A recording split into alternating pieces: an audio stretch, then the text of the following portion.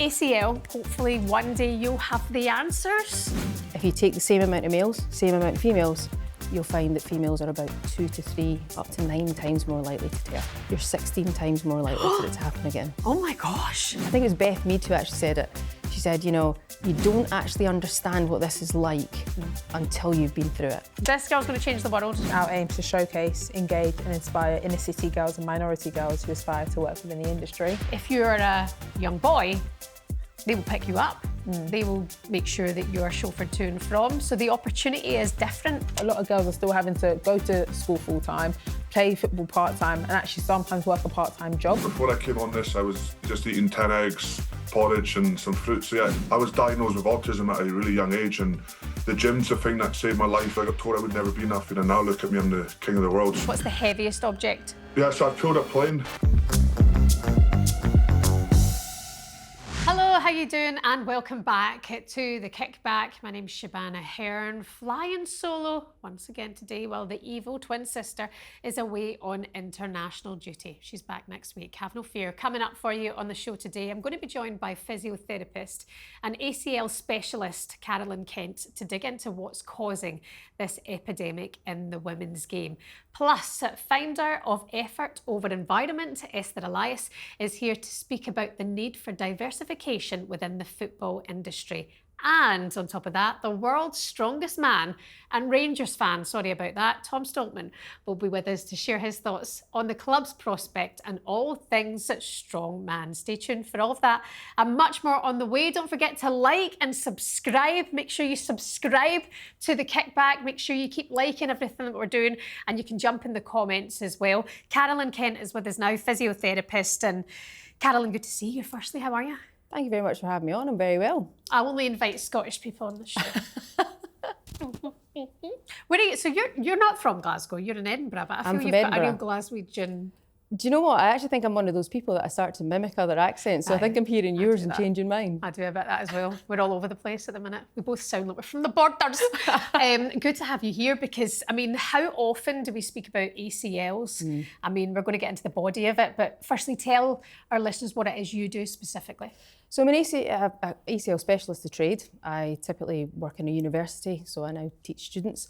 And I've kind of formed a platform called Women's Football Hub, and we talk about all things performance. So think of who you would see in the backroom staff at a kind of club, so sports medicine, physiotherapy, nutrition, psychology, strength and conditioning, podiatry, and then of course sports science. And I've basically brought together a website that can hopefully educate people on all of those things. So if you're wanting to talk to your players about periods and things, I've brought all these things together onto a website.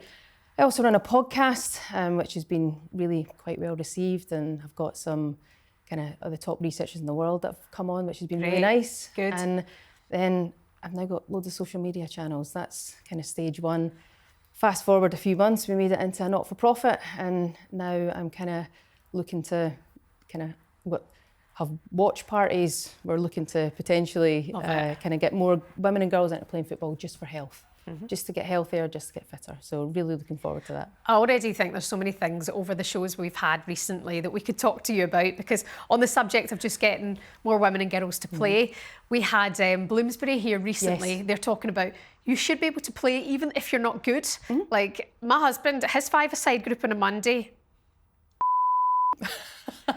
But no one's like, you shouldn't be playing because you're terrible at fives, you know. Everyone just goes, have a good time. And I keep saying to Rush now, I'm like, my sister, I'm like, we need to start a five-a-side group where the girls can just go and have a good time. We can leave the kids home on a Tuesday evening with the dads and the partners and go, right, we're going to go for a kickabout just for a laugh, not because we're trying to be lionesses, you know, but it doesn't have to be that standard. And I think that's it. And, you know, there's so many barriers to women being able to get into football, you know, like childcare, time, and, you know, just for health and fitness, because we have a real issue with getting women and girls to do enough exercise right through the lifespan.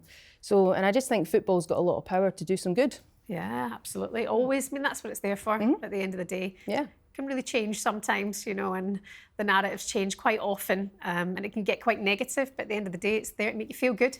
Yeah. That's exercise, and that's what it should be for those getting into it. ACL, now, I want to say that hopefully one day you'll have the answers, because you're still working towards why ACLs are so prominent in the women's game. Yeah, and I think, if you look at the things that we have actually studied, that's predominantly anatomy, biomechanics, how we actually move, and then of course this menstrual cycle that everybody's talking about. And of course, when we look at anatomy, our bones are smaller. We've got a smaller area called the femoral notch where the ACL goes into. It doesn't really matter if you don't know where that is. Tibia, top of tibia slopes differently in females. And then of course, we've got these wider hips and people are saying these are a problem. And then the way that we land is different. We sometimes have our knees go in, hamstrings are weaker, outside of the hips are weaker. And these are all things that have been kind of researched. And then when it comes into the menstrual cycle, they were finding that halfway through the cycle, just before kind of ovulation, where the egg's released, estrogen peaks. Estrogen kind of can have an impact on the ACL by making it a little bit more lax.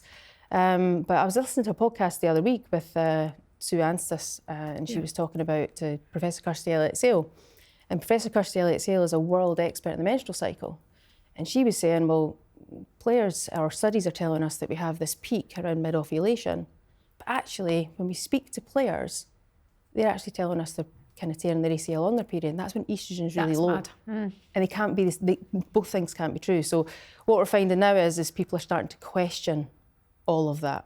And I think that's been an impact because of the social media element of, you had high-profile players tear their ACL before high-profile tournaments, and of course, that's generated interest, and now, of course, people want to talk about it, and of course, that's reinvented the research question. But the other thing that's kind of come in, and this is probably the thing we're pivoting towards more, and this is really kind of the argument that people are making, is just being female's a risk factor, but is it those things that we've researched that's the problem, or is it the way that we're treated in sport? Do we get access to the highest quality coaching? Do we get access to the highest quality facilities from an early age? If you've got two young players in the gym, male and female, do you treat them the same? Or do you expect one to lift more? Do you limit them in that way?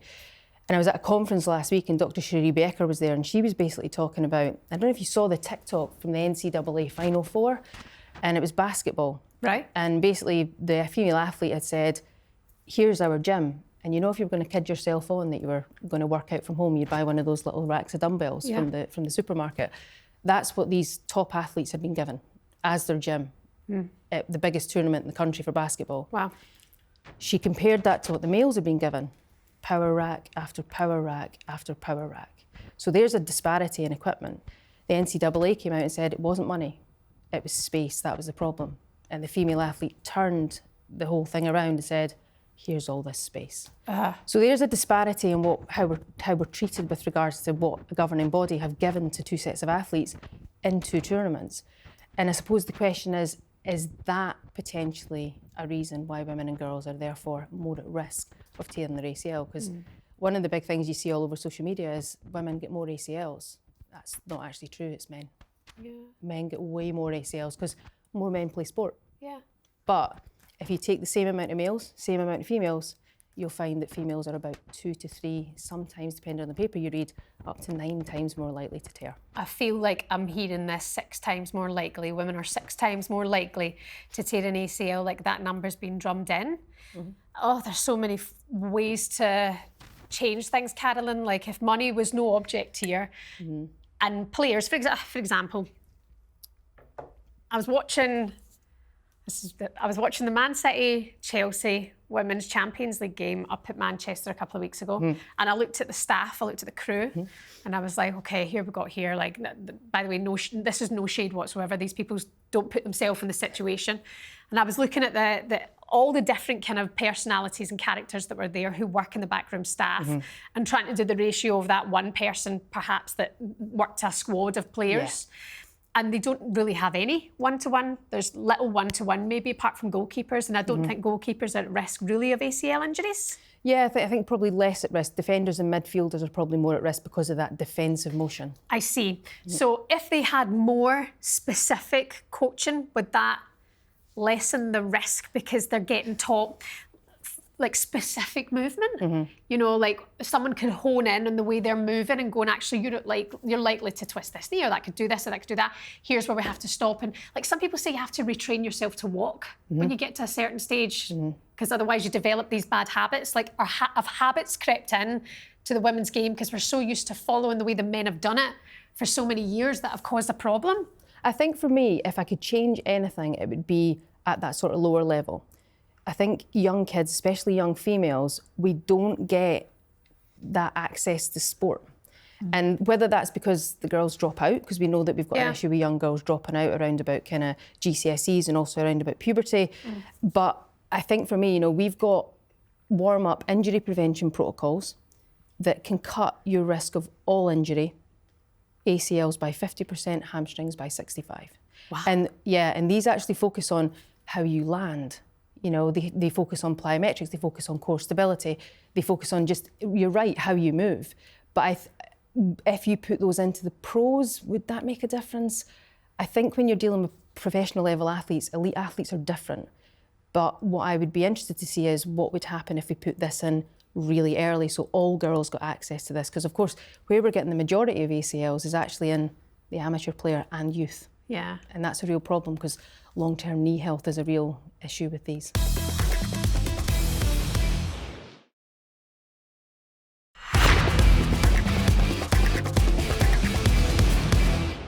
And then when it happens once, are you a higher risk of it happening again? So I had Professor Evangelos Papas on my podcast and he said these words that I was shocked at.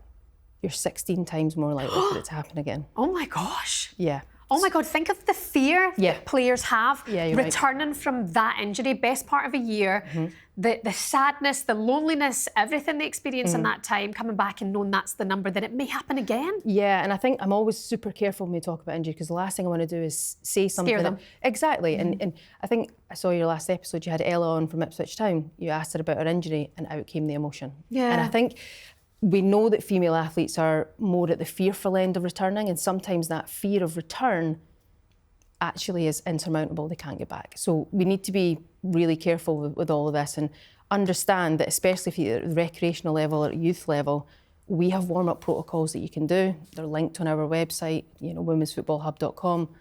Go use them twice a week, 15 minutes, and they massively cut your risk. Very good to know. Should players be encouraged from grassroots age, right from the beginning, to understand their own body? Would that help reducing risk? So I think in the female athlete space at the moment, everyone's using the word empowerment. And I certainly think that there's a real, I mean, even I had massive knowledge gaps around the menstrual cycle.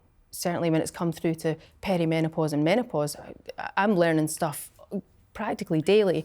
So I think there's definitely an element of we probably need to get that sort of female-specific health knowledge into these players. But the other thing, I was at a conference last week and they were talking about, well, why can't we get these injury prevention protocols in with the youth? They think they're bulletproof. Yeah.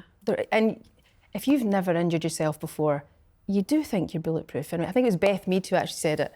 She said, you know, you don't actually understand what this is like until you've been through it. Yeah. And I could not agree with her more on that.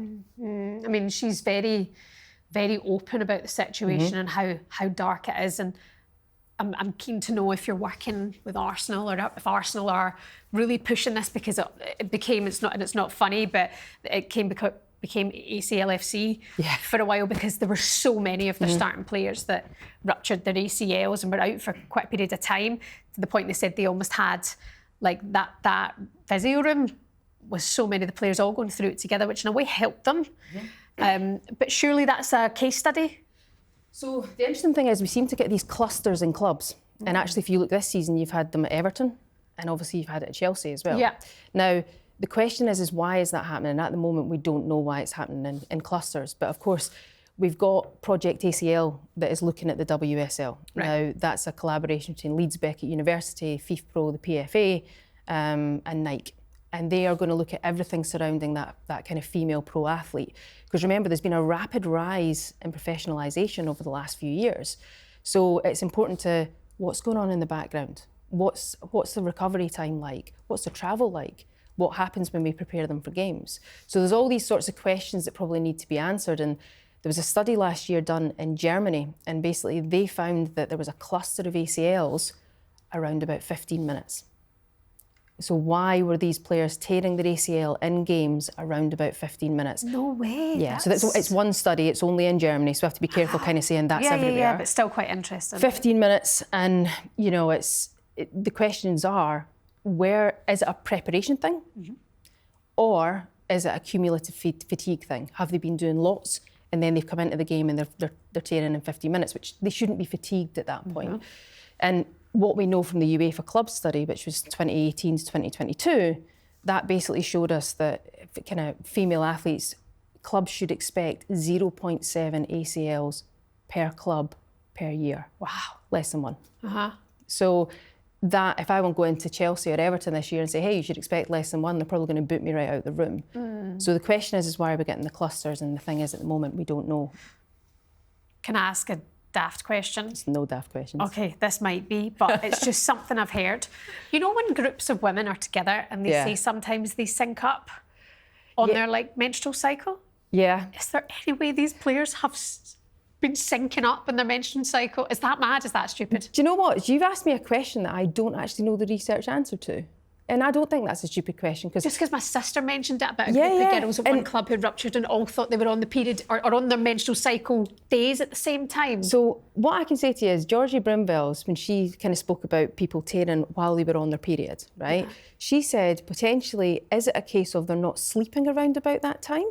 Because obviously... You're bloody roasting, aren't you? You're like, melting. Well, and also, is there potentially extra inflammation that you've got at that time? Is that potentially a risk? Now, of course, she said, well, those are my theories, but those still need to be tested. Yeah. You know, so the question is, do teams sync or is that a myth? I would have to go and check the research for you there because I'm not 100% certain, and I'm very careful not to, if I don't know something, I'm quite happy to say. Fair play to you, listening to the expert. I mean, I definitely know in groups of girls, I have been syncing up with my sisters in the past. You know, that's 3 of us at the same time on the same day. And with groups of friends, it's happened as well. So, I mean, I don't know if, again, it's a myth, if it's an old wives' tale, but is there some, I don't know. But I think what I'll say to you, right, see my knowledge of the menstrual cycle, when I came into this female athlete space, I had so many knowledge gaps. Yeah. You know, and I have to say that that's probably been one of the areas where I've learned probably the most and still have things to learn. So if I'm working with female athletes and still learning that stuff, you can imagine what it's like with younger players, with parents, and I think that goes to show that we probably need to get that education element a little bit better. What else do you think, Carolyn, has to change now for us to see a brighter future and less ACLs? I think for youth players and also for that sort of recreational level, we need to get these injury prevention protocols that double as warm-ups into their training. Because as I said, the numbers are back, the science is there, that it will cut ACL rate. We've just got to kind of teach coaches how to put it in, or potentially get parents who can potentially kind of take it over, or preferably the players themselves. But as you know, that young people feel bulletproof at the moment. Yeah, in terms of like, it's hard to explain it on a practical level here, but I mean, what are these injury prevention warm-ups? What do they look like? So basically there's quite a few, and you know, there's multiple different types. The one that most people know is the FIFA 11 Plus, and we've also got FIFA 11 Kids. And they typically involve some running, and then they typically involve some sort of strength work, some core work, and then they typically involve some bounding, landing, cutting, and just really preparing you for the game. As I said, the science is there, they're well backed with good kind of numbers. So yeah, if we can get teams doing those a little bit more, hopefully we can have some sort of impact. Quick fire round then. Are any teams keen to work on this now? Are you working with anyone specifically? I'm not at the moment. A big part of my role is just trying to get the education out there. Right. I think when we talk about professional athletes, I think we have to we'll wait for Project ACL. Okay. But certainly from my other director, Lindsay Patton-Donaldson, and some of the walking football groups that she's working with, they're starting to work on this. And we haven't done any sort of long-term kind of check to see whether it's had an impact. But I'm confident in the research and having read the papers that, yes, it probably can make a difference. Thank you so much for being with us. We'll see you again soon. Very welcome.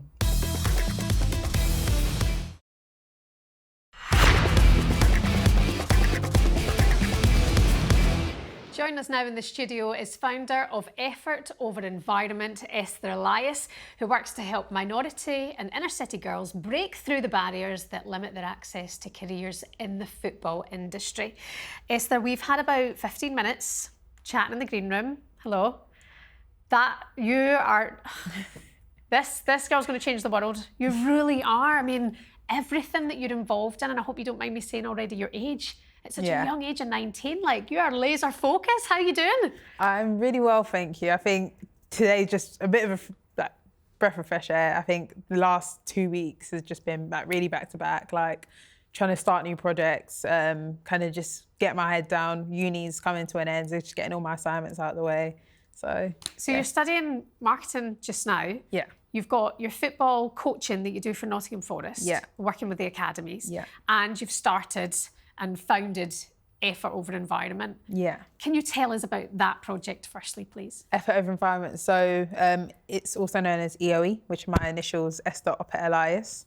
And I founded that when I was 16, off the back of the FA had a programme called the FA Leadership Academy, where we had to develop a project. So initially I was going to do a tournament or just a one-off event. But then I realised there were so many gaps within like women's football, especially for girls within London. So I said, you know what, why not create an environment and a culture that I was lucky enough to experience once while I was at a Kicks programme. So Effort Environment, our aim is to showcase, engage and inspire inner city girls and minority girls who aspire to work within the industry. And I feel not a lot of organisations do it already, if not none, but tapping into the social media side of it, telling the girls' stories and actually addressing the intersectionality of minority and inner city girls that play football or want to coach. Can I ask you, just talking there about Michelle Ejimang's goal for the Lionesses last night, when it was the Euros and there was the comments that had come from the back pages of some of the papers, it was focusing on the Euros final and how white the team was. Yeah. Is that a prime example of how you have to get into inner city and make sure those from minority backgrounds have a place to flourish? I think it's quite systemic looking at it from just more so, I think for me, it's mainly a socio-economic problem and the barriers from grassroots to academy. So what was previous was you had to live 90 minutes within the training centre to play for the academy. So a girl from South East London has no chance of playing for Arsenal if her parents don't drive, one, because she doesn't have that 90-minute proximity from, well, live within the 90-minute catchment area. But I think diversifying it is deeper than just getting girls from black backgrounds or Southeast Asian backgrounds onto the platform. It's more about tapping into the grassroots communities. I think, for me, I think Michelle's a great example of girls from minority groups kind of flourishing, and she's been at Arsenal's academy previously. So a lot of my knowledge, some of the girls at my foundation, well, referred to as the foundation, Effort of Environment, currently play for Arsenal. So for them, they can see a girl who's been in their position currently and who's thriving on the pitch as well. So it's also inspiration for them. And then it also just gives coaches and like people within the recruitment system an opportunity to know that, okay, Michelle's a great example of what happens when we kind of get the girls from young into our academies. And that's the thing about disparity and the lack of equality. When you go to, say, grassroots level, and you might have a young black player from outside that 90-minute travel distance, they won't be selected because of purely where they live. Now, if you're a young boy, they will pick you up. They will make sure that you are chauffeured to and from. So the opportunity is different, you know, so it's changing that now, and I know it will not happen overnight, but I think it's important to focus that a girl will not get it yet, but a boy will. Because I think I've had the joys of also working within, so when I was 16, I was coaching at an under-16 talent ID centre, so we basically facilitated boys and we had a live game where scouts will come down and basically hopefully give them a scholarship. So with the under-16s, they're getting the opportunity to travel across the country and be facilitated with like digs and accommodations, and they're getting paid not getting paid, but they're getting supported financially to travel across the country to trial for different clubs. Whereas with the girls under 16, you're not even classed as, obviously you're not a professional player, but there's a lack of opportunity for under 16s. And I think it's been great to see that progression of the PGA and kind of giving girls an opportunity to kind of actually be professional within the game. But a lot of girls are still having to go to school full time, play football part time, and actually sometimes work a part-time job. So you're balancing all three of those, and you have to support yourself financially, because how else are you going to pay for your travel costs to get to and from training? And then you also have to balance your education, because it's quite pivotal and vital, because we already know that the pandemic was like the ACL. So I think women and girls have a lot more pressure aside from playing on the pitch. And I think that's why it's quite difficult sometimes for a lot of girls, especially from inner city backgrounds, to kind of get their head down and say, do you know what, I really want to pursue football long term, because there's just so much uncertainty that comes with it. You can see then why around about age 15, 16, they go, actually, I now need to focus on my exams. I need to get to work. I need to do all of those things. And that can often then, do you think of the talent, the pools of talent that are kind of gone unnoticed, kind of thing, because they've got to knuckle down. Whereas from a young age, just being a boy, simply you'll be, oh no, we'll take care of you, you know. And I've got twins, you know, boy and girl, and I look at where they've come from. Do you know what I mean? And I'm like, just because you're a boy, opportunity could have been so different for you. You know, could be so different for you. It's a very, very interesting thing, and I can talk about it till I'm blue in the face, but it's very negative, isn't it? What feedback are you getting on EOE? Are you seeing a number of girls coming forward and appreciating the support? Are you getting a lot of positive feedback? So when I first started EOE, I was working with predominantly 16 to 18. So I was 16 at the time. So it was kind of girls that I knew and their friends. But then how it's kind of grown now is we've gotten a lot of attraction from younger players. So our youngest member now is 8 years old and our oldest is 22. So we kind of work that age bracket. And the work I do with my younger group, so I've got 2 girls that are 8 and I've got quite a few 12-year-olds. But it's more so just being there physically and being present at their games. So I have a player, she's 8, her first season playing football. She had a trial with Arsenal. So at 7 a.m, not 7 actually, it was 6 a.m, left my house, went with her and her mum to the trial and the train. And just having that support, I think, goes such a long way. So unfortunately, she didn't get into Arsenal, but she did get into Crystal Palace. And for me, it's the resilience to know that even if I don't get into one, I've got someone who's going to support me through the ups and the downs. And then with the older girls, it's more so just around, I'll say slightly mentorships. Obviously, I've got one of the girls, she joined when she was 16. She's currently playing professionally. So obviously she's way better than me. But just also, we previously ran a mentorship program in January, and I was quite intentional about making it quite close in age. So it was for our 14 to 16 participants, partnered with some of our older members and like some of my friends that were in the industry. So we had coaching, we had playing, and we had sports media. And I think what was really important within the age gaps is to let the girls know that it's never too early to start. And I think that's something that I've been really grateful to myself, really, that I started early, because I'm still making so many mistakes. When it came to registering the organisation, it was like, it's gone from being a hobby and a passion and a career to actually now I'm on company's house, and it's like, okay, what does this all mean? Like taxes, and I was like, oh, this is a lot. So kind of understanding like how to navigate it. So we're currently registered as a limited company, but we're a social enterprise. So when it came to applying for funding, that was something I found really, really difficult. So yeah, I've had a lot of ups and downs when it comes to funding, and currently we're still not funded, but now I'm looking to get more partnerships and collaborations to kind of fund the projects that we run. We look at the money that brands are putting in. I mean, there'll be somebody there looking to snap up EOE and everything that you're doing. Really, forgive me if I sound patronising, but the fact that you started that when you were 16, and in a few years, everything that you're doing now will come on to as well in a second. But your background, even go back to when you were little, I mean, it's not been smooth sailing. Tell us what happened. I think right now, sitting in this moment, it's just like my childhood dream. I think from young, I've always been quite outgoing. Like I've always loved, I love to talk. But I'm a middle child. I think that's important for context. I'm an only girl. So I've got an older brother and I've got a little brother. 5-year gap little, and then 2-year gap older. I think probably everything kind of shook for me in 2021. So in 2021, I had an operation on my tibia to realign it. So I was in a wheelchair for quite a bit. I was on crutches, and that's when I kind of got into coaching, because obviously I couldn't physically play, and I realised I had a passion there.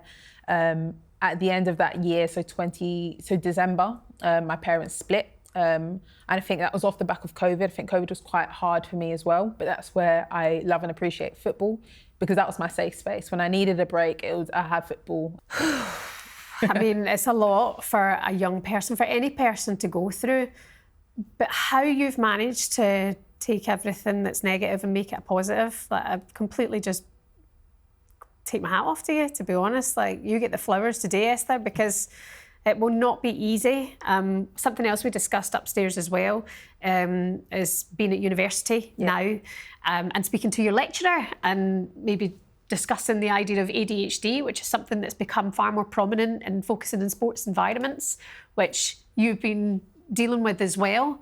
But again, it maybe been your superpower, and that's why you're so focused on getting all these things done. Yeah. So even with that, so I had that all in December, just passed, and I think I've received so much support from a specific lecturer. She's been incredible to me. I kind of explained effort over environment to her, and we really just clicked. So I think for me, when I do go to new environments, I think I tend to kind of find someone to not necessarily latch onto, but kind of just keep me grounded. Because left to me, I would have dropped out of uni in December and created a good reason around it. But she kind of just gave me a vision of, you know what, you're here now, and we're going to see it through to the end. So I think that's been an anchor for me. Same thing with sixth form. I found it quite difficult. My exams officer was my anchor and kind of said, you know what, we'll see it through. So I think having that experience with other people, I think reflects on why I do what I do, effort over environment, even effort over environment, the name. Like, environment goes beyond socio-economic, because also like the mental side of it.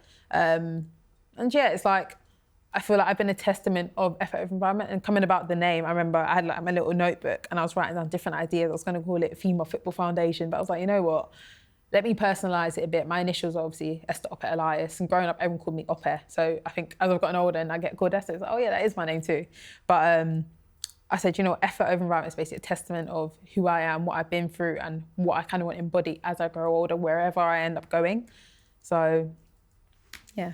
And here you are doing it. I mean, another job that you've got as well, just because we've not mentioned that yet, is you're working with academies as well, with Nottingham Forest. Yeah. You're working with the men's team as well. How's that all gone? So yeah, I work with the boys pre-academy. So there's a Turn ID Centre. They've started up a new concept called Magic Hubs, and there's just within the Nottinghamshire region. I work at Leicester. I work in the Leicester one. And we basically work with under 6s to under 9s, and then from time to time I pop in and do pre-academy sessions. But that's been really great. So I started at 16, and my first ever group was an under 8 group, and I had them for 2 seasons. So kind of just being around that age group, boys again, it kind of just like takes me back to when I first kind of started coaching, what made me fall in love with coaching, which was really that age group and like that group of boys. So. Carolyn, who was with us just before, I'm going to call her ACL specialist now for the rest of her life, but she was talking about the difference in the way that young girls are treated from the very beginning. What are the young boys treated like? Is it like kings? So would you say from a coaching perspective, or just from like the environment? I think when it comes to younger boys, a lot of people kind of look out for potential. Like they want to find potential when they look and watch players. Because they see their money, they see the dollar bill, right? Yeah, so I think and I think it's quite it's subjective, really. I say it's really subjective, because I think working with the London boys and working with the boys in the Midlands, I think they've got the same desire. So yeah, I think it's subjective. Have you seen the future? Have you seen like a spotted young England star who's going to like go on and rip up trees in the Premier League in the future? At Forest, definitely. Really? Yeah, definitely. I think it's really rewarding as well. I think going back to when I first started coaching with my under 8s at the time, just watching the boys progress. I had one girl on the team as well. She's incredible. Yeah. But just watching them progress as individuals. I remember the first time I met one of the players, his parents were like, he's quite shy, but he likes cars. So I remember I had a whole conversation about cars. I was like, when I did the teams, I split them up into like car brands, and just kind of watching how he's grown over the 2 years, to like suggesting ideas and like putting himself forward for different things. It's like, that's the rewarding side of it, and like growing the social side of a player. And just, I think for me, it's a lot, not necessarily about the player, but it's about the person. I think because I had incredible coaches and I had incredible mentors around me from a young age. I know the impact and the importance of like the intervention from a young age. So, yeah. Good for you. Even speaking about taking that, going with the young girl and her mum to that trial shows that you'll show up and you'll have someone there for you. And if you had that as a youngster, it'll show how important it is to make sure that the next generation have that as well.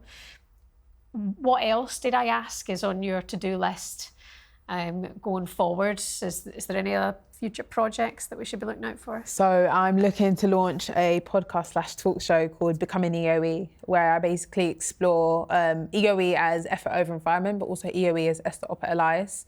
I feel like what I've not necessarily struggled with, but I think I tend to kind of showcase other people, but then I kind of neglect myself sometimes. So I'm kind of using this as an opportunity to kind of actually celebrate myself in a way and kind of give a bit more of an insight to who I am. A conversation I had with one of my mentors the other day was, I had a conversation with someone separate and they were basically like, you're going to need to split yourself and the brand, which I do understand. But then one of my mentors were like to me, you're fitting into a mold, and that's exactly what you said you never did want to, like you never wanted to do. So I think when people look at football coaches or academy coaches, they don't necessarily see me. So if I now kind of kill my spark a bit, it's like then a girl who acts like me, looks like me, comes from my background, won't see herself in that position, because now that I'm in that position, I've completely neglected who I've been. So yeah, Becoming EOE is basically exploring my journey to have been up 19, obviously I'm 20 in December this year, so it's like, it's my final year of being a teenager, so like, it's a good project to start now while I explore and kind of navigate life in my 20s and so on and so forth. So it'll be conversations solo, but also conversations with people who've kind of put their effort over environment as well, who started things young, maybe as a player, as a entrepreneur, and yeah. See where it goes. Imagine, sky's the limit. Listen, and as it goes, effort over environment, effort every time, you know, it can move and change and shift everything. So well done you, because you've been through it. It's not been easy in this short space of time that you've had, and you get done basically. That's the way I'm going to say it, Esther. Who's your team? Who'd you support? Chelsea. Oh, okay. Because I was a bit of a fake supporter yesterday with Arsenal, but no, I support Chelsea. And I'm a community champion with them as well. Oh, great. So part of my story as well was I used to go to Chelsea Kicks when I was 13. So I travelled from South East London all the way to South West for Chelsea Kicks, and I experienced a group of girls there from East London, and I think one was from West. And they were all older than me, and that's another big part, is I've been around girls in football that looked like me, that were all older than me. So I think I've kind of just grown accustomed to being around them. Yeah. But Chelsea Kicks, and that's the first time I saw girls that looked like me, and we used to always have this conversation of, oh, are you going to go America and play football? Like, would you ever go America? And that was just like my conversation starter. So it's really rewarding now. Two of the girls that I remember meeting at Chelsea are currently in America playing football. So yeah, Chelsea Kicks is a big part of my story. And then I was a community champion, like 2 years now with their Blue Creator Fund in their first year. And then also with Arsenal, I was awarded a No More Red shirt. Red shirt, yeah. That's a great campaign. Yeah, so I was awarded that last year, nominated by the Stephen Lawrence Day Foundation, who I volunteered with for 2 years ago. Wow. Until now this year. I mean, it's important that you keep shining a light on all these matters, and effort over environment. I take it we can follow everything on social media. Yeah. And stay across everything there. Yeah. Oh God, Esther. God knows what you're going to do next. I can only imagine. Fair play to you. Thank you so much for coming on the Kickback. And stay in touch. We'll see you again soon. Definitely. Thank you.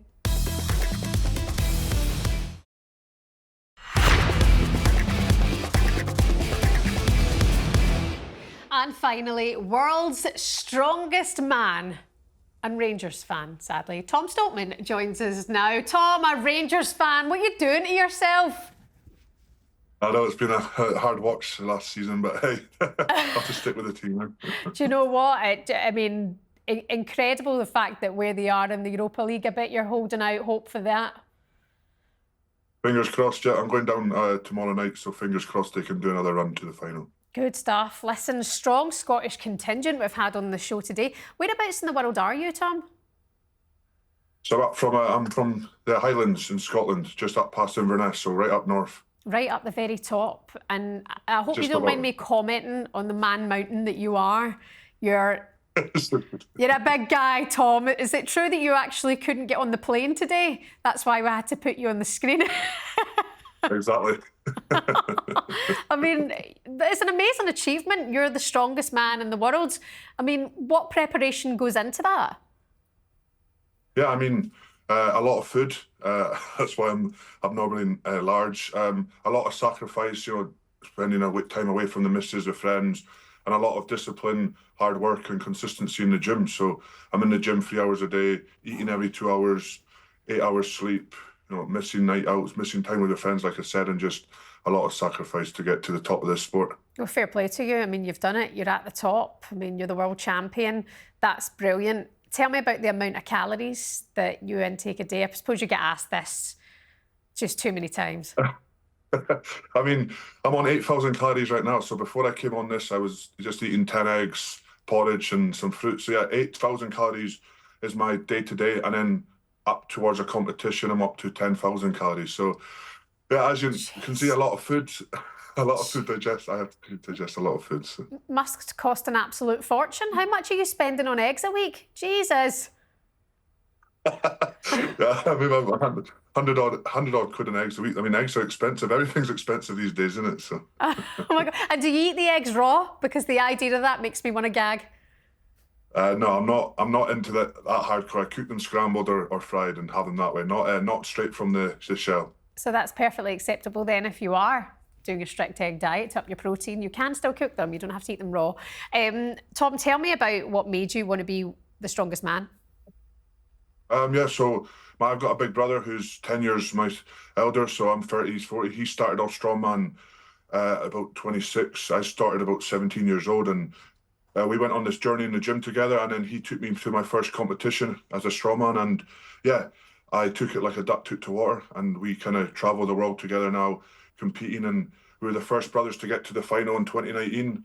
And at that point, I was like, this is something that I could win. And yeah, from 2019 onwards, I've been pretty successful in World Strongest Man, and it's nice to be able to do it with my brother now, who's my best friend. So it's been very special. Oh, it's quite a cool journey to have together, both of you. I mean, were your parents into it? Did it start like young, or was it in the house?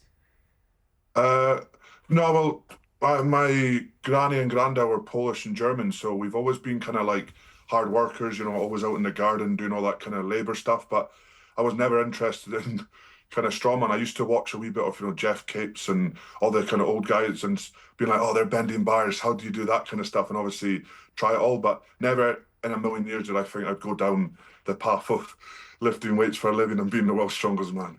Did you ever watch the Highland Games growing up? I mean, I take it was there a slight interest there towards when you started to get into it, like throwing trees and all that kind of stuff, as you do? Yeah, I mean, like I said, Jeff Capes was probably the guy that, everybody in the UK kind of knew from. And when I was younger, he was about, and I would Google him. So I've seen him do a lot of crazy Highland Games stuff as well. And obviously being Scottish, dipped my hand in it a wee bit, but for me, it wasn't for me. I liked the lifting the cars, lifting stones, lifting things that humanly wasn't possible. So, what is the heaviest that you can lift in terms of like an object? What's the heaviest object?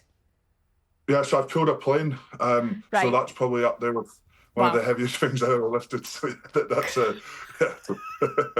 What are we talking about? An A737 right now? Like what kind of? So like like an A73 Boeing plane. So yeah, so they were big. It was That's mental. It took me to my limit, but I pulled it. So.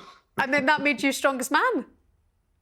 Yeah, so doing that kind of stuff, lifting atlas stones, lifting like logs above my head, just all the kind of different crazy things we do. You have to do about 10, 15 events to be crowned the world's strongest man, and one of them's pulling planes, monster trucks, all that kind of stuff. So. Oh my God. I mean, it's proper entertainment as well. I mean, people watching this, I mean, I'm gawping, and I tend to follow these things on social media, but I mean, that's just amazing. Someone was like, tow that plane, and you were like, sure, no problem. Let me just wheel this thing out of here. That's mad, Tom. That's mental. Yeah, I mean, I'd rather sit on it and go on holiday, but if I have to pull it, I have to pull it. But yeah, I mean, that's what we have to do. I think that's why strongman is such a entertaining sport for not just the athletes, but for fans. You're pulling these things, kids can watch it, adults enjoy it, older people can enjoy it as well, and it's a spectacle for everybody to come and watch, and it's unbelievable to be part of as well. You're dead right. I mean, you're really talking it up because is it in August this year, Strongman? So it's the World's Strongest Man's in May, which is just around the corner. Then it gets televised at Christmas time. So. Okay, brilliant. And what are you expected to lift this time? Have you got any idea yet what they're going to throw at you? We don't actually have any much idea, but it'll be some sort of crazy thing. I think it's in Sacramento, which is a kind of old village, which is known for like trains and stuff. So who knows, trains maybe or something crazy like that. So. Unbelievable. Can I just ask you as well, Tom, while we've got you, about the importance of weightlifting, because it's becoming this trend. Well, I would say it's decided that so many people going to the gym now are seeing the importance of weightlifting. What are the health benefits of it, and would you give advice to anyone who's looking to kind of get stronger? Yeah, I mean it's healthy. I think it's also very good for the mental side of things as well. I was diagnosed with autism at a really young age, and the gym's the thing that saved my life. And I learned how to talk to people. I learned how to just do a lot of stuff in my life because of the gym. So for me, yeah, the gym's the thing that keeps me active. It's the only kind of thing I do. It keeps me active. It keeps me fit. It keeps my brain healthy as well. But it's one of the things that has changed my life, and I know it's changed a lot of people's life as well. And so as soon as you step through those doors, the best thing about it is you don't get judged, and I think that's the best thing about it. You can go there, all different shapes and sizes, and you can just achieve your goals because you have these kind of other gym buddies in the gym wanting to help you as well. So it's a special feeling to be part of a gym family, gym community. Good for you, Tom, speaking openly on these subjects as well, because I think it's such a healthy thing to do, to be able to encourage others and make them see that because maybe you have autism or people have ADHD, it can limit you in school years. You're almost seen as like, oh, no, you're not going to be able to get into university. But we quite often here sit and talk about the superpower, and you literally have a superpower. I mean, you could flick anyone over. I mean, anyone. Yeah, I mean, yeah, I changed autism. For me, I seen it as a superpower in 2021 when I won World's Strongest Man for the first time, and standing on that podium knowing that I was this kid with autism that had a lot of things thrown in my life, and I went over massive hurdles. I got told I would never be nothing, and now look at me, I'm the king of the world. So yeah, I use that as a superpower now. I talk about it as a superpower, and I think it helps a lot of people to open up about it all and really kind of achieve what they want to do in life. Brilliant stuff. Well done, Tom. Listen, I work with 2 big children in the morning. Well, actually, there's a number of big children on talkSPORT breakfast, but one of them you'll idolise is Super Ali McCoist. There's Alan Brazil. There's Gabby Agbonlahor. Which one of those 3 have the potential to be talkSPORT's strongest man? I know. I'll say Big Ali McCoist. Of course you would. Listen, Tom, I can't wait for them to hear this as well. They'll be chuffed to bits listening to this. It's incredible what you've achieved. Good luck. I hope you can go do it again. And thank you so much for coming on The Kickback. Thank you very much. Thanks for having me. Tom Stoltman there, world's strongest man. What an incredible thing to be able to do, to go and make yourself the strongest man in the world. Unbelievable. Cannot wait to watch that and follow his journey once again. Thank you so much for watching the show. It's been good to be with you. Ruth should be back with us next week as well. You can jump in the comments, let us know your thoughts, like, subscribe, and make sure you subscribe to the Kickback channel as well. We'll see you next week. Bye-bye.